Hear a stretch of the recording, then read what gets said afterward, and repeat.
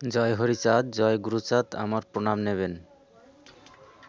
আপনার কাছে আমেরিকার ভিসা নাই, আপনার কাছে পাসপোর্ট নাই, তবু আপনি যদি বলুন যে আমার দেশ আমেরিকা, আমি আমেরিকার নাগরিক, আমার দেশ খুব ভালো, সবচেয়ে ভালো, সবের চেয়ে সেরা, খুব ভালো, অথচ আপনার কিন্তু সেখানে প্রবেশেরই অধিকার নেই। এইবার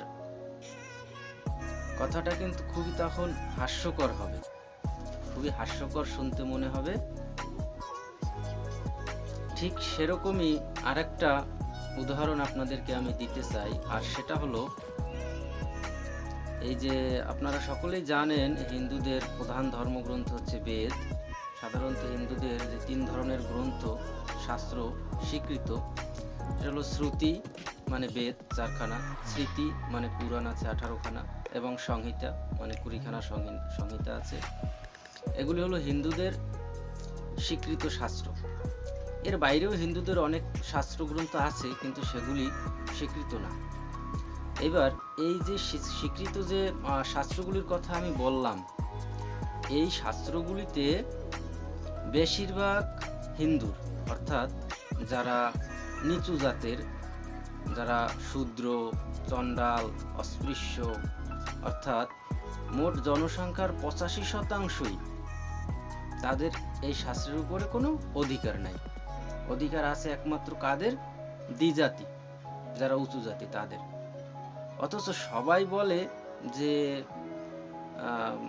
আমাদের ধর্মগ্রন্থের নাম বেদ, আমাদের এই ধর্ম সেই ধর্ম, বেদ পুরাণ সংহিতা সবাই বলে, অথচ তাদের আদৌ ওইটাই অধিকারই নাই। তাহলে বিষয়টা কেমন হলো? আপনার কাছে আমেরিকাতে প্রবেশেরই অধিকার নাই, পাসপোর্ট ভিসা নাই, কিন্তু আপনি বলছেন হ্যাঁ এইটাই আমার, এইটাই আমার, এইটাই আমার, এটা ভালো সবচেয়ে, এটা সবচেয়ে সেরা। এরকমই একটা বিষয় দাঁড়াইলো। এবার এই যে কথাটা আমি বললাম যে এই শাস্ত্রে 85% মানুষের অধিকার নেয়, সেটার কিছু রেফারেন্স আমি দিয়ে দেব এখানে।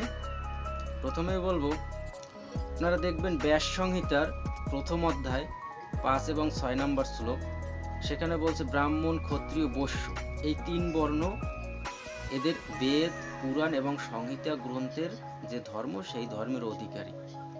শূদ্র জাতির এই ধর্মের কোনো অধিকার নাই।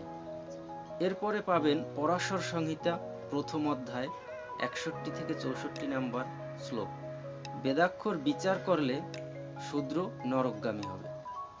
এরপরে পাবেন অত্রি সংহিতা 19 নম্বর শ্লোক, জপ হোম প্রভৃতি দ্বিজাতিত কর্ম যদি শূদ্র করে তাহলে রাজা তাকে বধ করবে।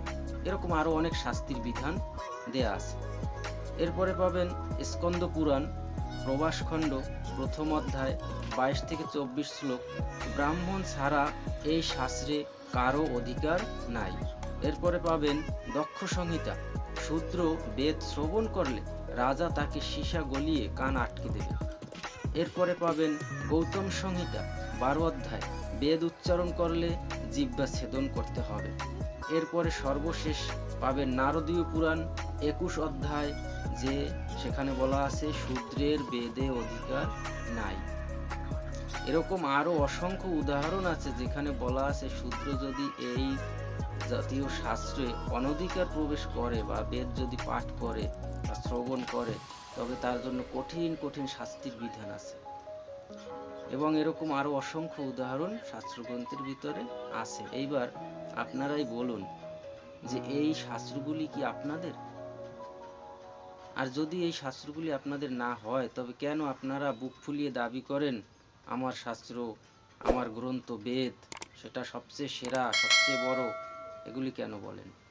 ধন্যবাদ সবাইকে।